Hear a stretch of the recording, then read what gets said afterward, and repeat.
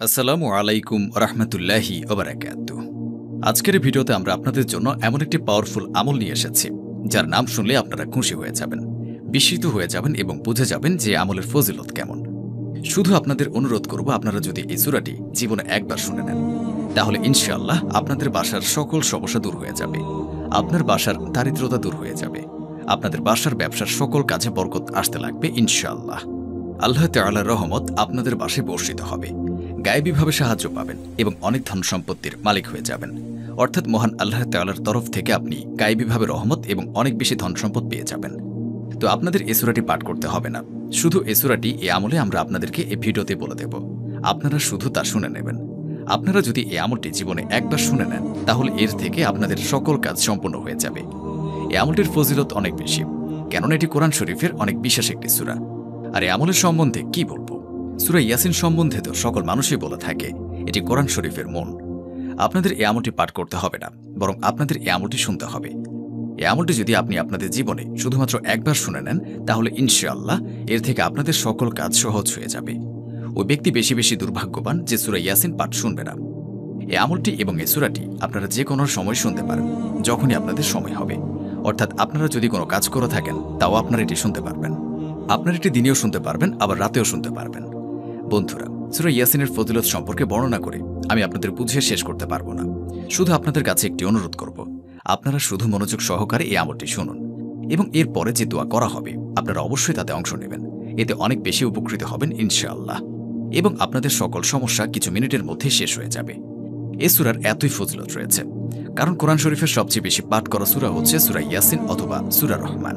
তাই আজকের ভিডিওতে আমরা আপনাদেরকে এই আমলটি শোনাতে চলেছি। তাই অবশ্যই ভিডিওটি শেষ পর্যন্ত দেখুন এবং এই আমলটি শোনার সময় স্কিপ করবেন না, তাহলে আপনাদের আমল ভেঙে যাবে। তাই পুরো আমলটি শুনুন এবং এতে আপনাদের সকলের ইচ্ছা পূরণ হবে। আপনারা শুরু থেকে একদম শেষ পর্যন্ত এই আমলটি শুনুন, আপনাদের দারিদ্রতা দূর হয়ে যাবে। আল্লাহ তাআলার রহমতে আপনার বাসায় অনেক বেশি বরকত চলে আসবে। তো চলুন আজকের এই আমলটি শুরু করা যাক। দোয়াটি আপনাদেরকে অন্য একটি মেয়ে পাঠ করে শোনাবে। তো চলুন আমরা সবাই মনোযোগ সহকারে শেষ পর্যন্ত দোয়াটি শুনি।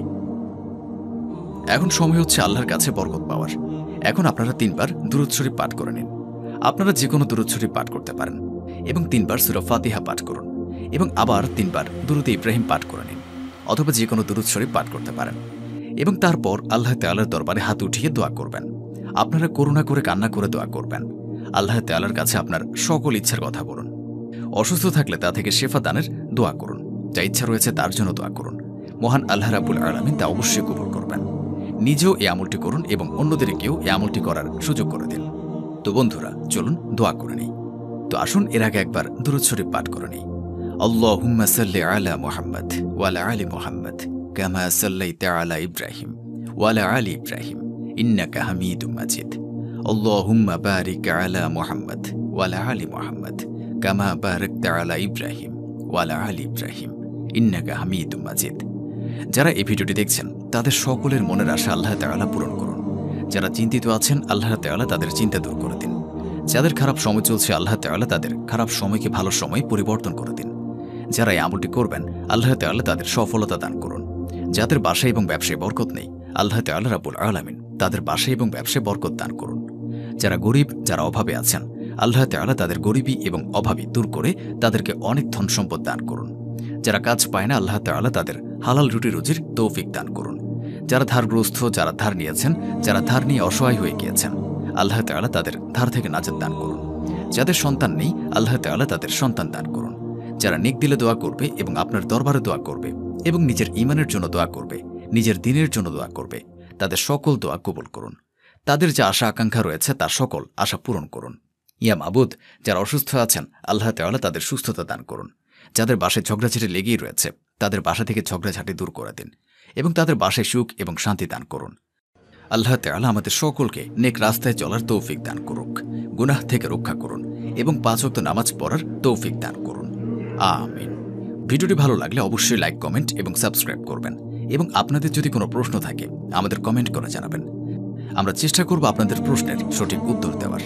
দেখা হবে পরবর্তী ভিডিওতে। আল্লাহ হাফেজ।